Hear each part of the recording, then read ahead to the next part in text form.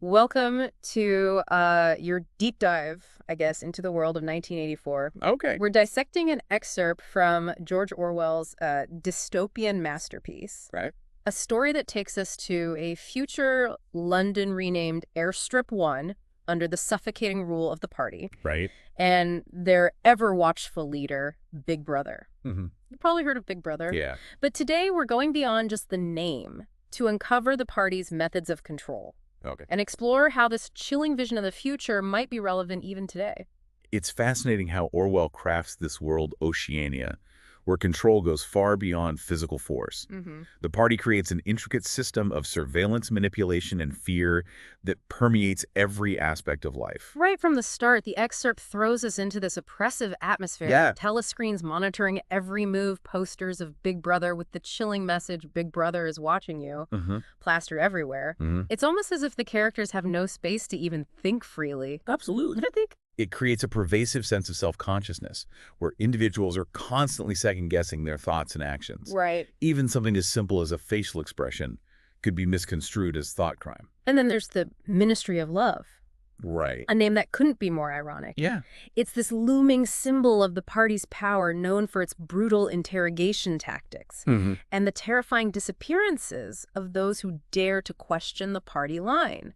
The Ministry of Love perfectly embodies the party's use of psychological manipulation. Right. It instills fear and obedience, not just through physical force, but through the constant threat of being watched, judged, and ultimately erased. It's like the party has weaponized fear itself. Yeah. And it's not just adults who are targets. Right. The excerpt mentions the junior spies children indoctrinated to report on their parents. Yeah. It's a terrifying example of how the party seeks to undermine even the most fundamental human bonds, turning family members against each other. Exactly. It's a chillingly effective way to break down trust and create a society where everyone is suspicious of everyone else, Right. even those closest to them. Yeah. This constant fear and distrust serve to further solidify the party's control. It's almost impossible to imagine living under that kind of pressure, always looking over your shoulder, never knowing who to trust. Yeah. And then there's the concept of doublethink, Uh-huh. the ability to hold two contradictory beliefs simultaneously Yeah. and accept both as true. Right. It seems like such a bizarre idea. Yeah. Yet the excerpt shows how it's woven into the very fabric of Oceania. Doublethink is crucial to the party's control over information and perception. It allows them to constantly shift narratives, rewrite history, and demand absolute loyalty, Right. even when their actions and pronouncements contradict each other. The excerpt highlights this with the 2 minutes hate. Yeah. This daily ritual where citizens are whipped into a frenzy of hatred against fabricated enemies like Emmanuel Goldstein Right. seems so over the top. But is it really that different from the kind of propaganda and manipulation we see in our own world? That's a very astute observation. Yeah. Think about the ways in which media, political rhetoric, and even social media can be used to shape public opinion Right. and direct anger towards specific groups or individuals. Yeah. Well, we might not have a literal 2 minutes hate. Right. The underlying principles of scapegoating, emotional manipulation, and controlling the narrative are strikingly similar. It makes you wonder how susceptible we are to those kinds of tactics, Mhm. even when we think we're being critical and informed. It's a question worth pondering. Yeah. Orwell seems to be suggesting that these mechanisms of control aren't limited to fictional dystopias. Right. They have the potential to emerge in any society, even those that claim to value freedom and individual thought. Another striking example of the party's manipulation is Winston's job at the Ministry of Truth. His task is to literally rewrite history-altering records to fit the party's ever-changing narrative. It's like their control extends not just to the present, but also to the past. By controlling the past, the party effectively controls the present and the future. Right. If there's no objective truth, no historical record that can challenge their version of events, Yeah. then they hold absolute power over what people believe and how they perceive the world. And then there's Newspeak, the party's engineered language designed to limit thought and eliminate the possibility of rebellion. It's as if they're trying to control people's very ability to think critically and challenge their authority. Newspeak is perhaps the most insidious tool of control because it aims to reshape the way people think at a fundamental level. Right. By simplifying language and eliminating words that express concepts like freedom or rebellion, Yeah. the party hopes to make such thoughts literally unthinkable. Wow. Yeah, Scary stuff. it really is. Yeah. It's a chilling concept, isn't it? It To is. think that language, something we use to express ourselves and connect with others, could be twisted into a tool of oppression. It's like they're trapping people in a mental prison, Right. where the very words they use reinforce the party's ideology. Exactly. But even in this tightly controlled world, the excerpt offers glimpses of resistance, starting with Winston himself. Yeah. His act of writing down with Big Brother in his diary is a powerful statement. It's a thought crime, a rebellion against the party's control over his mind. Absolutely. In a world where even thoughts are policed, Winston's act is incredibly courageous. Right. It shows that the human desire for freedom and self-expression can persist even in the most oppressive environments. And then there's Julia, a seemingly devout party member who turns out to be a rebel at heart. Right. Their forbidden love affair becomes another form of resistance. Yeah. They seek out secret meeting places, steal moments of intimacy, Yeah. and try to carve out a space where they can be truly themselves, free from the party's watchful eye. Their relationship represents a yearning for genuine human connection, Right. a rejection of the party's attempts to control even the most personal aspects of life. It's a reminder that love, desire, and the need for intimacy can't be easily extinguished, Right. even in a society that tries to suppress them. Exactly. And it's through their relationship that Winston begins to explore the possibility of organized resistance. Oh, okay. He hears whispers of the Brotherhood, a shadowy group that opposes the party, Right. and becomes convinced that O'Brien, a high-ranking party member, is secretly part of this rebellion. Their meeting at O'Brien's luxurious apartment where they turn off the telescreen Yeah. and engage in forbidden conversation is a pivotal moment. Yeah. It's a dangerous gamble, Hmm. but it also offers Winston a glimmer of hope that he's not alone in his resistance. That scene is full of tension and ambiguity. Yeah. It's never entirely clear whether O'Brien is genuinely part of the Brotherhood or if he's manipulating Winston for the party's own ends. Right. This uncertainty adds another layer of complexity to the story, reflecting the paranoia and distrust that permeate life in Oceania. And then O'Brien gives Winston a copy of Goldstein's book, which supposedly outlines the Brotherhood's philosophy and exposes the party's true motives. Yeah. It's like a forbidden text, Right. a key to understanding the inner workings of the system. Goldstein's book represents the dangerous power of knowledge and ideas. Mm-hmm. It's a threat to the party's control because it offers an alternative perspective, a challenge to their ideology. Right. By reading it, Winston is committing an act of intellectual rebellion, Wow. seeking truth outside the party's carefully constructed reality. But this quest for knowledge ultimately leads to his downfall. Right. The hidden telescreen in Mr. Charrington's shop, the shattering of the glass paperweight, and the brutal efficiency of the thought police all signal the crushing weight of the party's power. Winston's capture and torture are a stark reminder of the risks associated with resistance. Right. It highlights the party's willingness to use any means necessary to maintain control, even if it means resorting to violence, manipulation, and psychological breaking. The excerpt describes the torture in harrowing detail. It's not just physical pain. Right. It's the systematic dismantling of Winston's identity, his beliefs, and his memories.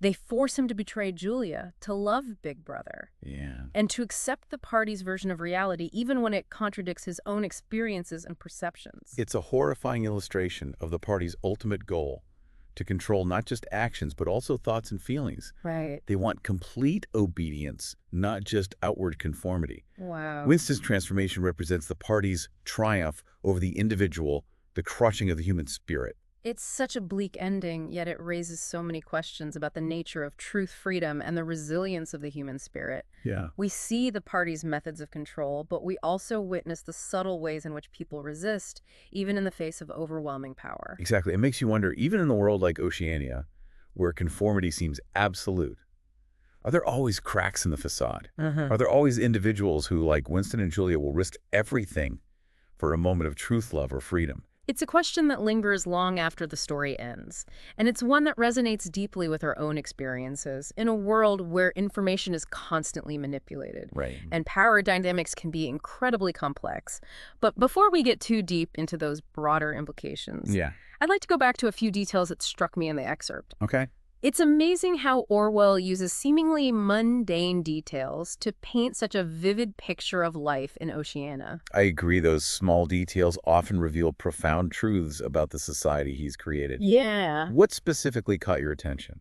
Well, for example, Winston's apartment building smells of boiled cabbage and old rag mats. Right. Seems like such a minor detail, Yeah. but it speaks volumes about the drabness and poverty of life for most citizens. It's a reminder that the party's control extends to every aspect of life. Right. Even the most basic necessities. The scarcity of resources, the shoddy quality of goods, even the unpleasant smells are all part of their strategy to keep the population subdued and dependent. And then there's the mention of the electric current being cut off during daylight hours as part of an economy drive for Hate Week. Yeah. It's another subtle way in which the party exerts control, creating a sense of instability and uncertainty. Exactly.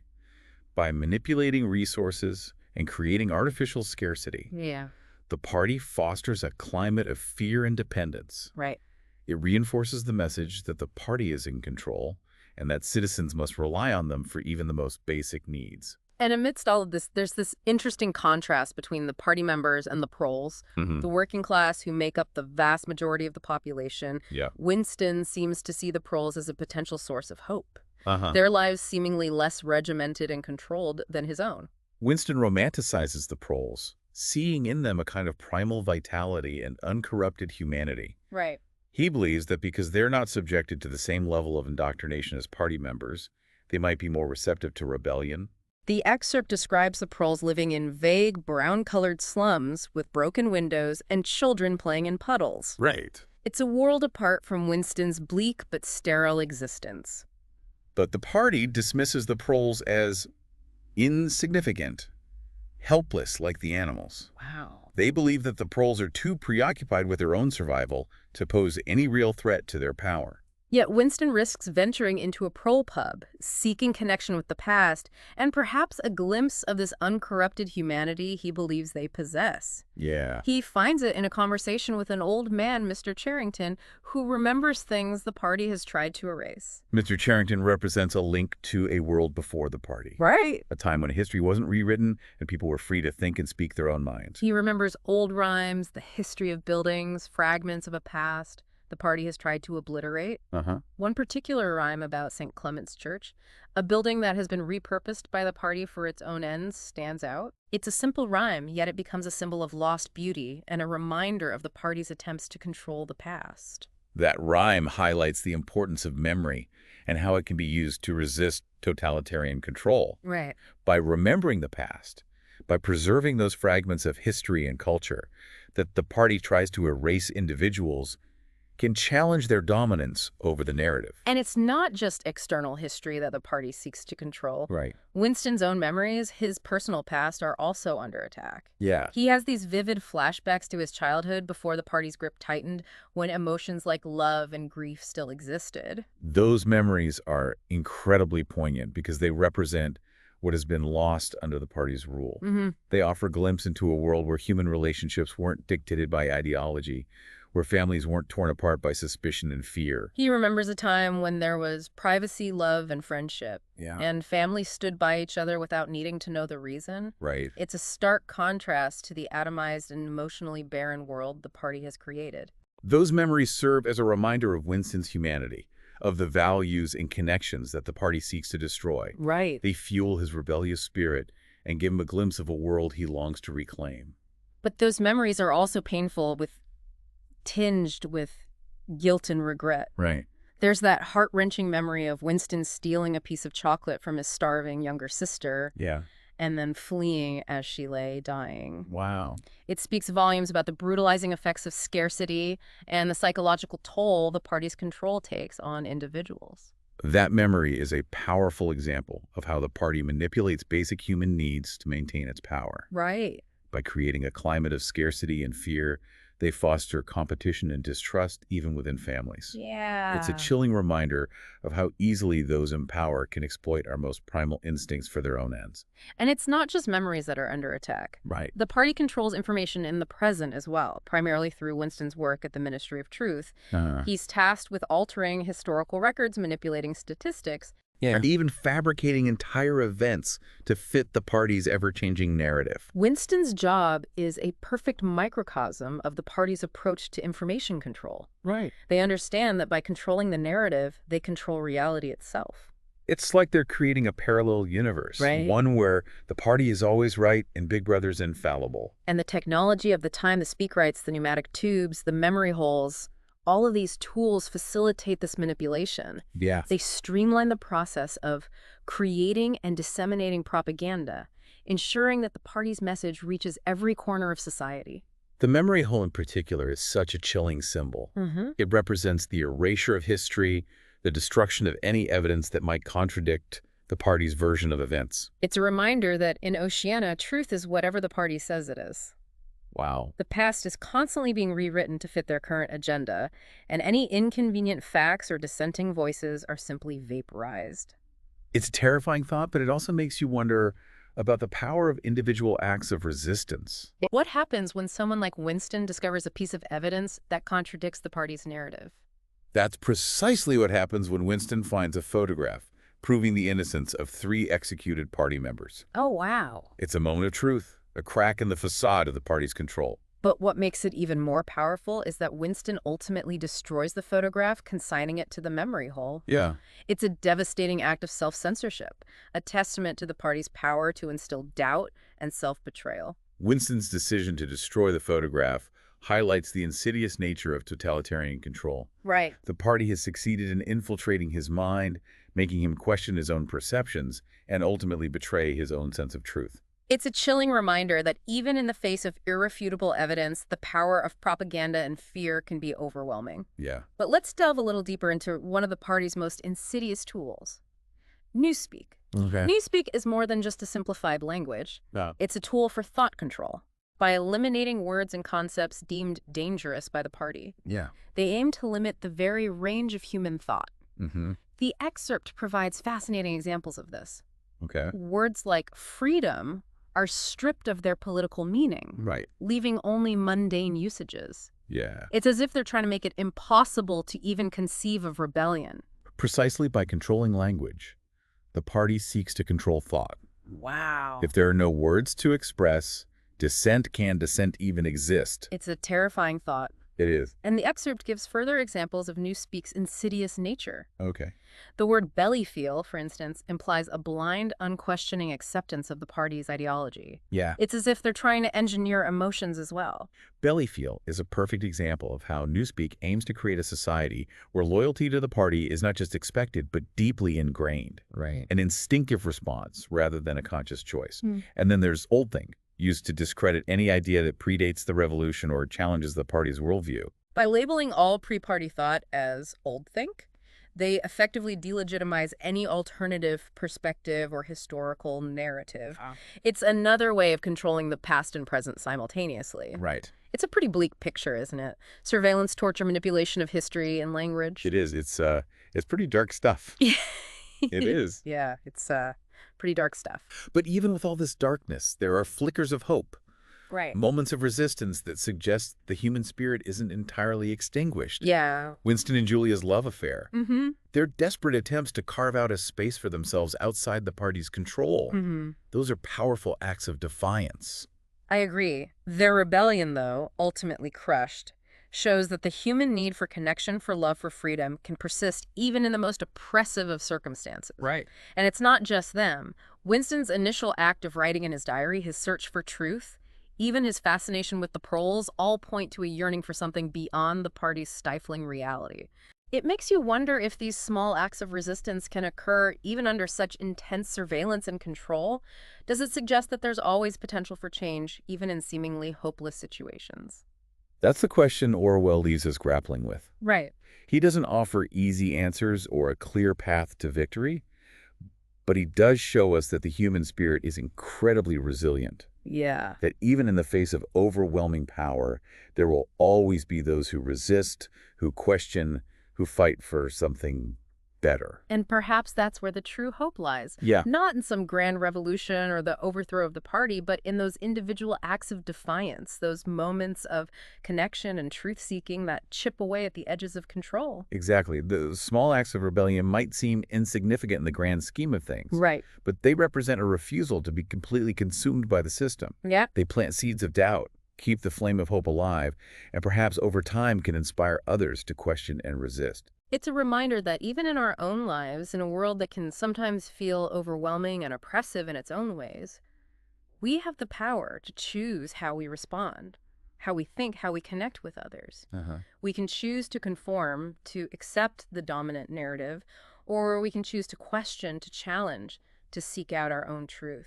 And that choice, that act of individual will, is ultimately what separates a free mind from a subjugated one. Yeah. It's what allows us to retain our humanity even in the face of forces that seek to diminish or control us. Well, that's our deep dive into the world of 1984.